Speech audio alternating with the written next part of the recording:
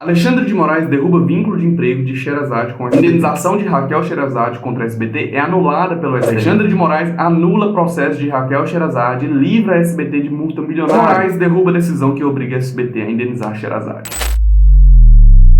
Eu tenho certeza que você já ouviu essa notícia em algum lugar aí pela internet. Para você que está chegando aqui no canal agora, saiba que eu acompanhei esse processo trabalhista desde o início, até essa decisão do STF que trouxe mudanças significativas para esse caso. Lá em 2021, eu fiz um vídeo te explicando todos os pedidos que foram feitos pela jornalista nessa ação trabalhista. Nesse vídeo eu te mostro todos os requisitos necessários para um pedido de reconhecimento do vínculo de emprego. No vídeo também eu falo para você sobre a pejotização e a fraude trabalhista que envolve os contratos de prestação de serviço. E eu também deixo claro um pedido que foi feito relacionado a um dano moral em razão do assédio moral sofrido pela jornalista lá na emissora de TV. Então, para você entender bem esse caso que eu vou comentar com você hoje, principalmente sobre a nova decisão do STF sobre esse caso, é muito importante que você entenda todos os caminhos desse processo para você não ficar perdido. A partir do momento que a jornalista ingressou com a ação trabalhista, houve a tramitação normal daquele processo. Foram apresentadas as defesas da emissora, foram colhidas provas testemunhais, provas documentais e logo em seguida houve a sentença. Assim que a sentença foi publicada, eu fiz outro vídeo aqui no canal te explicando sobre todos os fundamentos da sentença, tudo aquilo que foi reconhecido na sentença e todos os parâmetros legais usados pelo juiz de primeiro grau para dar a sua decisão fundamentada nesse processo. E já no final daquele vídeo que eu te expliquei sobre a sentença e os fundamentos dela, eu deixei claro para você que muito provavelmente, ou com certeza, aquela sentença seria atacada por recurso. E esses recursos fariam com que esse mérito, essa matéria trabalhista fosse discutida no tribunal também. E foi justamente isso que aconteceu. A sentença foi atacada por recursos tanto do SBT quanto da jornalista e o mérito dessa matéria trabalhista foi discutida no tribunal. E foi assim que em outubro de 2022 eu fiz outro vídeo explicando agora a decisão do tribunal, o acórdão da turma julgadora que discutiu o mérito trabalhista da jornalista. Essa decisão do segundo grau ou do tribunal manteve a sentença no que diz respeito ao reconhecimento do vínculo de emprego e eu comentei tudo com você naquele vídeo onde eu te explico sobre o acórdão. Então assim, como eu disse, para você entender bem o assunto desse vídeo, que eu vou comentar com você sobre a decisão do STF em relação a esse processo, é importante que você entenda esse caminho processual para você entender direitinho sobre essa decisão de hoje. Para você que não me conhece, meu nome é Gabriel Pacheco, sou advogado especialista em direito do trabalho e hoje eu vou analisar com você a decisão do Alexandre de Moraes que julgou improcedente a ação trabalhista da jornalista Raquel Sherazade.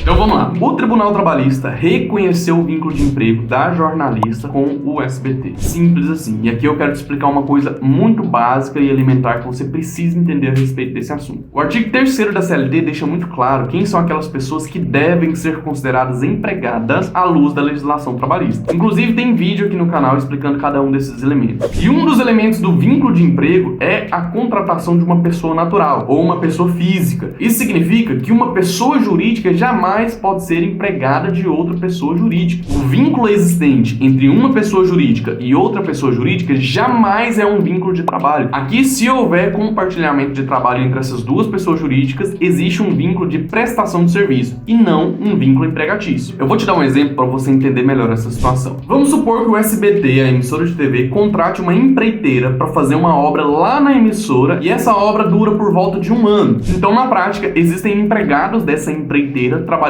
lá no SBT. Isso significa que esses empregados da empreiteira, eles não estão vinculados ao SBT por meio de um contrato empregatício. Não, o SBT não tem que pagar hora extra para eles, não tem que pagar insalubridade, não tem que pagar 13º, FGTS, não tem que recolher o INSS desses trabalhadores, não. O SBT com essa empreita tem um contrato de prestação de serviço. Agora, esses empregados em relação à empreiteira, aí sim existe um vínculo empregatício, para você entender a diferença de prestação de serviço e vínculo de emprego, principalmente nos casos que envolvem a terceirização. Então, nesse exemplo, não existe relação de emprego entre o SBT e os trabalhadores. E isso tem que ficar muito claro na sua mente para você entender esse caso da jornalista e para que você também entenda o absurdo dessa decisão do STF. Agora, com esse exemplo em mente, vamos analisar o nosso caso real para que você entenda essa situação. Se o SBT contrata a pessoa jurídica da jornalista, que é uma produtora, para prestar serviço para a emissora de TV, entre essas duas pessoas não existe vínculo empregatício. Então, a pessoa jurídica da jornalista firma um contrato de prestação de serviço com a pessoa jurídica da emissora. emissora de TV. E não existe vínculo de emprego porque pessoas jurídicas jamais podem se vincular em um contrato empregatício. Não existe subordinação empregatícia entre duas pessoas jurídicas, ok? Isso ficou fácil de entender, né? E isso acontece porque na prestação de serviço, uma relação civil, o que vale é o que está determinado no contrato. Ou seja, o contrato de prestação de serviço vai fazer a lei que rege essas duas partes. Agora, na relação empregatícia é diferente. Na relação empregatícia, o que manda são as normas trabalhistas, independentemente do contrato. Existem até mesmo muitos empregados que não têm contrato escrito e são empregados porque são regidos por normas do ordenamento jurídico trabalhista. Então, a CLT é a lei do contrato de emprego, enquanto aquilo que for disposto livremente entre as partes em um contrato de prestação de serviço se torna lei entre as partes, por se tratar de um vínculo civil e não empregatício. Então, existe essa diferença gritante entre a prestação de serviço e a relação de emprego, que fazem muitas diferenças nos seus efeitos, e foi isso que a jornalista buscou na Justiça do Trabalho. Ela foi contratada como prestadora de serviço, mas na realidade ela exercia uma atividade como empregada. Então ela ingressou com a ação na Justiça do Trabalho para que seja reconhecido o seu vínculo de emprego e anulado o seu contrato de prestação de serviço em razão de uma fraude. E essa fraude é justamente a pejotização. Deu para entender mais ou menos essa lógica? Eu preciso que vocês entendam bem esse assunto para a gente poder avançar. Se você ficou com alguma dúvida, deixa aqui nos comentários que eu vou ter o prazer de esclarecer, tá bom? Entendido então essa relação de prestação de serviço e relação de emprego, deixando claro que pessoas jurídicas não são empregadas uma das outras, existe um detalhe aqui no ordenamento jurídico trabalhista em específico que deve ser alertado. No direito do trabalho impera um princípio extremamente importante. Esse princípio evita fraudes. Esse princípio faz com que a realidade dos fatos esteja em um patamar de dilação probatória superior àquilo que está formalizado em um documento. É o princípio da primazia da realidade fática sobre a forma. Vou traduzir para você. Significa o seguinte: o que você faz na realidade deve ser reconhecido independentemente de estar no documento escrito de forma diferente daquilo que acontece na prática. Vou te dar um exemplo bobo que você vai entender isso. Vamos supor que você trabalhe 10 horas seguidas no dia, mas você vai lá, registra o seu ponto de descanso, mas não descansa, continua trabalhando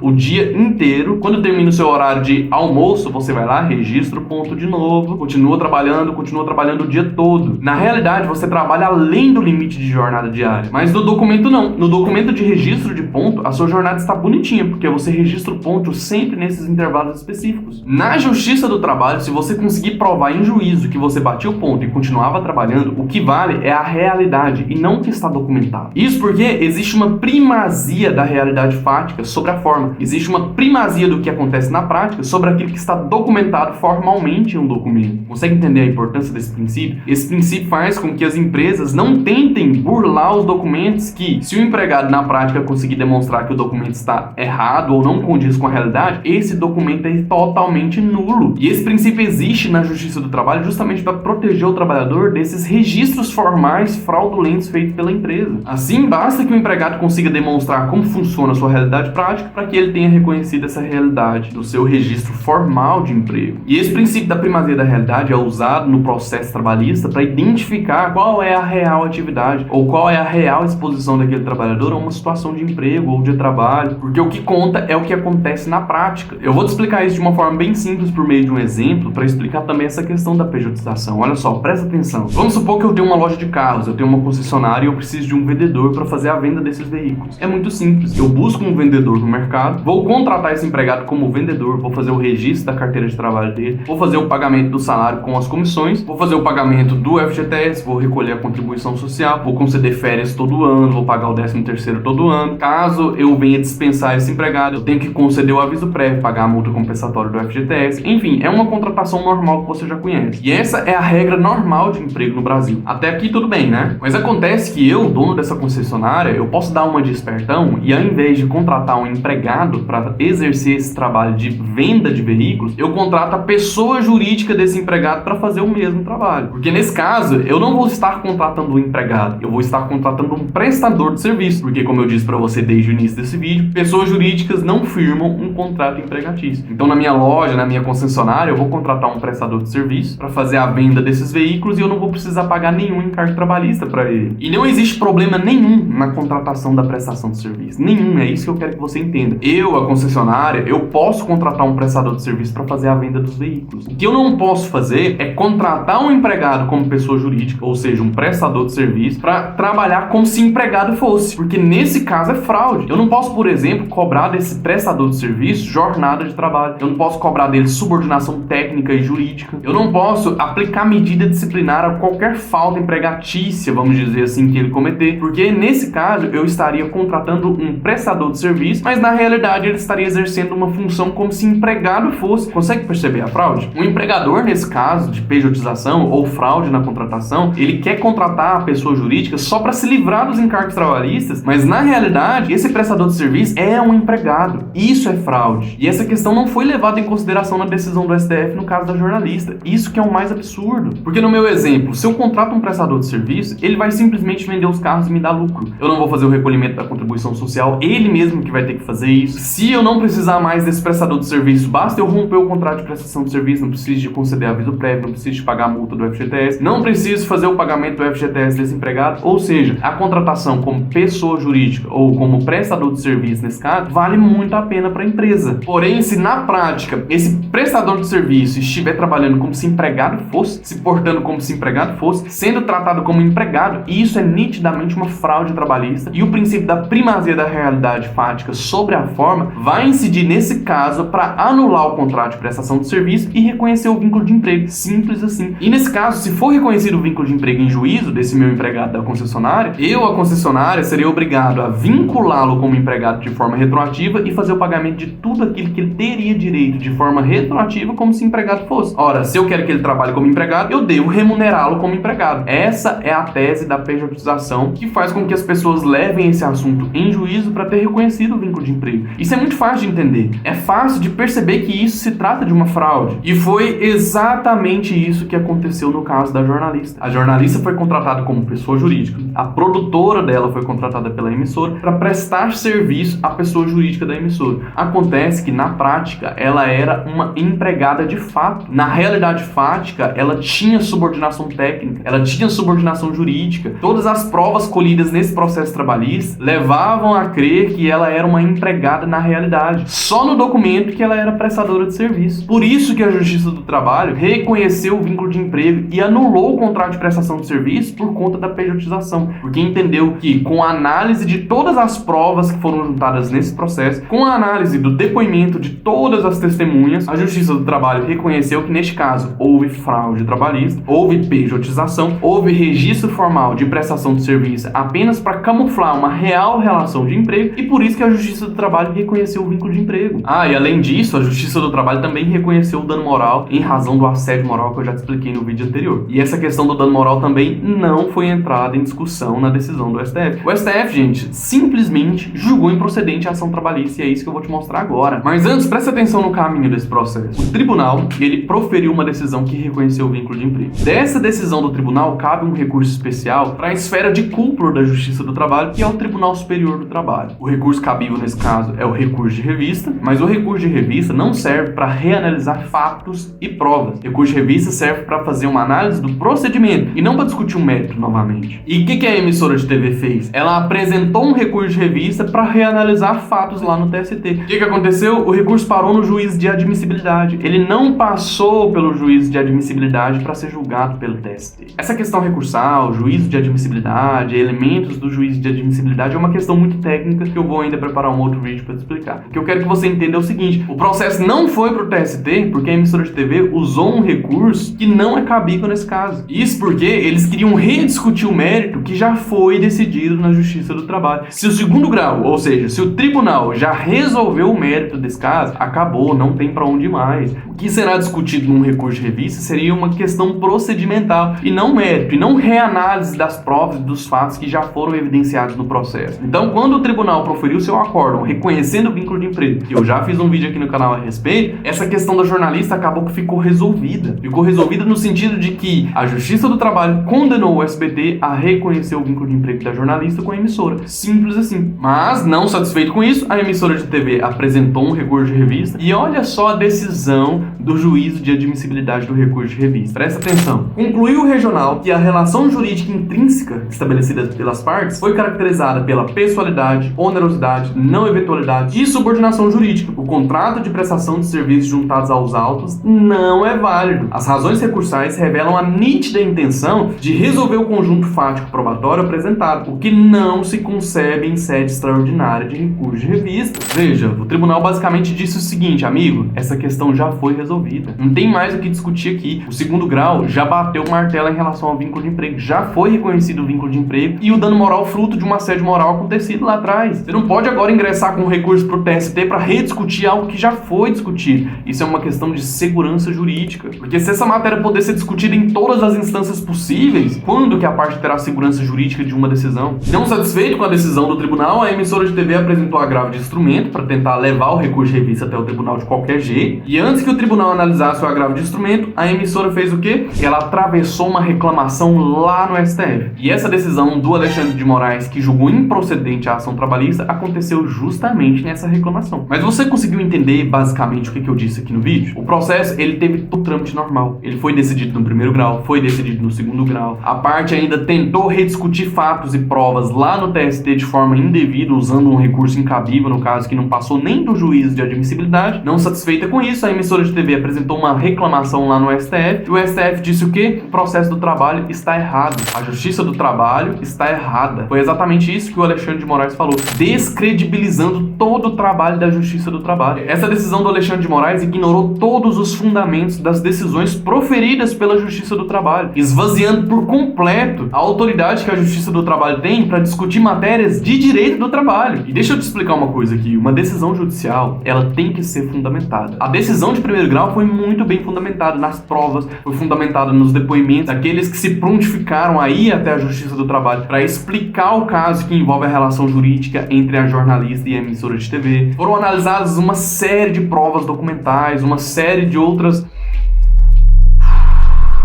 Então, assim, decisão judicial não é aquilo que o juiz pensa e pronto. Não, tem uma fundamentação, tem um porquê, tem uma razão. E o STF simplesmente ignorou todos esses fundamentos e julgou que, se existe contrato de prestação de serviço e se o contrato de prestação de serviço é válido, não há que se falar em vínculo de emprego. O STF não analisou a aplicação do princípio da primazia da realidade dos fatos sobre a forma. O STF não analisou a possibilidade da contratação feita por meio da pessoa jurídica acontecer na prática com o único intuito de fraudar a legislação trabalhista, fazendo com que a jornalista seja tratada como empregada, mas contratada como prestadora de serviço. Esse mérito não foi analisado na decisão do Alexandre de Moraes. E para você não confiar apenas em mim, mas ver com seus próprios olhos, eu vou deixar aqui embaixo o link dessa decisão para você conseguir ler. É uma decisão muito curta, que não entra no mérito que foi discutido nesse processo. Ele apenas, de forma arbitrária e autoritária, julgou improcedente a ação trabalhista, diminuindo todo o procedimento trabalhista, diminuindo toda a justiça do trabalho, diminuindo todos os juízes que colheram e analisaram as provas em cada fase do processo trabalhista. Gente, vamos lá, a Justiça do Trabalho reconheceu a fraude e houve oportunidade para que as partes recorressem dessas decisões,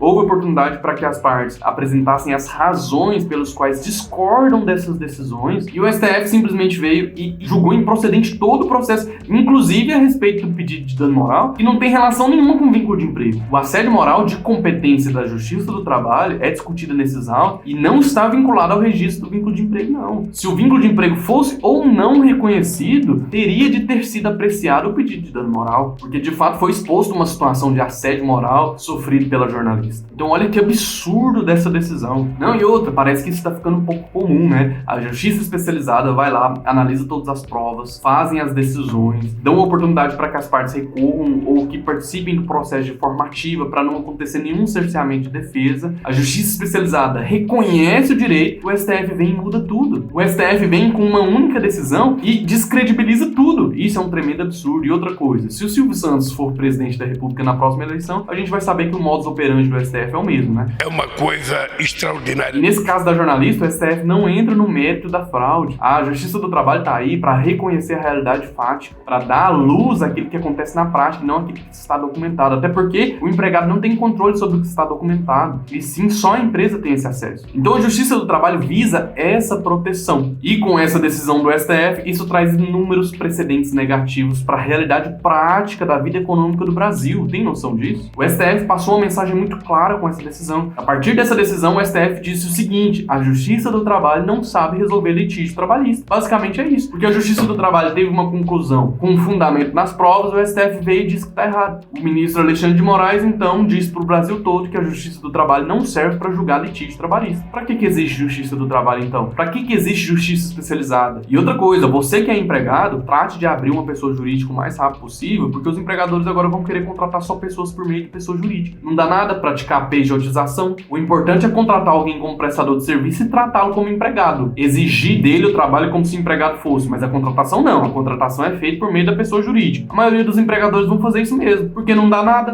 Veja como uma simples decisão do STF pode causar prejuízo em toda uma ordem econômica do país. E não só isso, veja bem, isso pode ocasionar demissão em massa. As empresas podem ver essa situação, essa decisão, e pensar o seguinte: olha, vou demitir todos os meus funcionários e vou contratar só pessoas jurídicas, é mais barato, muito mais em conta, muito menos arriscado. Olha só os efeitos que uma decisão como essa pode causar. Essa decisão diz basicamente o seguinte: se o contrato de prestação de serviço é válido, ok, tudo bem, pode ser usado para cometer fraude trabalhista. Enfim, eu não quero que esse vídeo fique enorme, não. Já prevejo que ele vai ficar, mas eu não quero que ele fique muito grande. Deixa aqui nos comentários o que você acha a respeito desse assunto. Eu quero saber o que você pensa sobre isso. Eu quero discutir com você de uma forma saudável a respeito dessa decisão. Lembrando que eu vou deixar a decisão aqui embaixo para você ler. É bem curtinha, você consegue ler aí rapidamente e tirar suas conclusões. Se você gostou desse vídeo, como de praxe, deixa o seu like. Compartilha esse vídeo com aquele amigo que você acha que interessa esse assunto para ele. Se inscreva no canal também e assine o sininho para ser notificado sempre que houver a publicação de um novo vídeo. Te espero em outra oportunidade para a gente discutir mais sobre direito do trabalho. Um abraço e até lá.